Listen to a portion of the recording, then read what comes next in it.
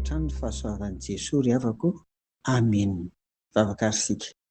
Misaotra anao say Tompo amin'ity andro anio ity, andro vaovao izay omenao anay, ka mba azahoanay manokana ny fiainana iray manontolo ho anao Tompo, dia ampio izay amin'ny alalan'ny fanahy masina, mba hahery ka handresy ny asan'ny Satana, ho feno fahamasinana ny fo, ny saina, ny fanahy, ny fiainana iray manontolo, hanomezana voninahitra anao Jesosy Kristy. Dia amin'ny anaranao ireny anaovana izany vavaka izany. Amen. Ry havana, ho jerentsika anio ireo antony mifandrohirohy na hoe mifampitohy na mifamatotra ka andrahana ny mpitory filazantsara. Mandeha vakiana ary ny Romanina 10, 14 sy ny 11. Vakiana amin'ny anaran'i Jesosy.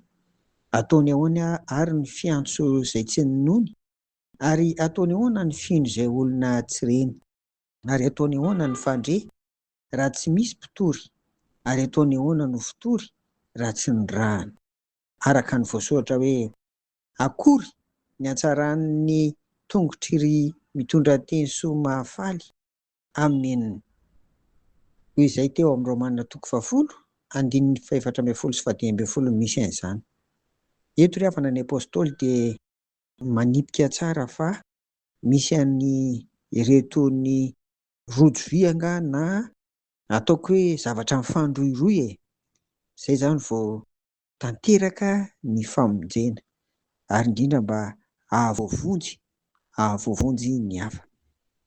Ao ary atombontsika izany. Voalohany, tsy afaka hiantso an'Andriamanitra nefa ny olona anankiray raha tsy mino azy, ka mba ahazoany finoana dia tsy maintsy ho efa nandre ny tenin'Andriamanitra ao amin'ny Baiboly izy.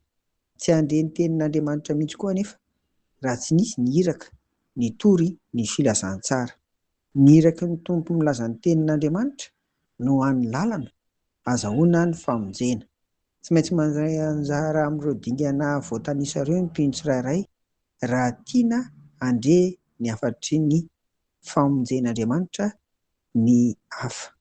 Tany sain'i Paoly eto ny Isaia 2:15, 7 hoe, akory ny hatsaran'ny tongotry mitondra teny soa mahafaly. Inona ny dikan'izany? Nambarana izany ry havana fa ho tahiana manokana izay mitondra ny vaovao mahafaly ho an'ny hafa. Ry havana, sao mba ianao kosa ary no andrasan'ny Tompo no irahany mba hanambara ny filazantsara amin'ny hafa, mba hanana ny finoana ka ho voavonjy. Sao ianao ry havana no irahan'ny Tompo amin'izany. Amen.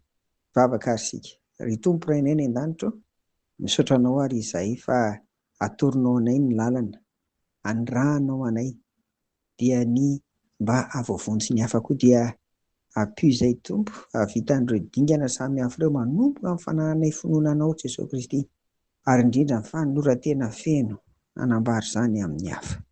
Dia ny fandrianay dia engany eto Tompo, mba ho vitanay araka ny ankasitrahanao ny iraka ampanaovinao anay amin'izany. Amin'ny anaran'i Jesosy. Amen.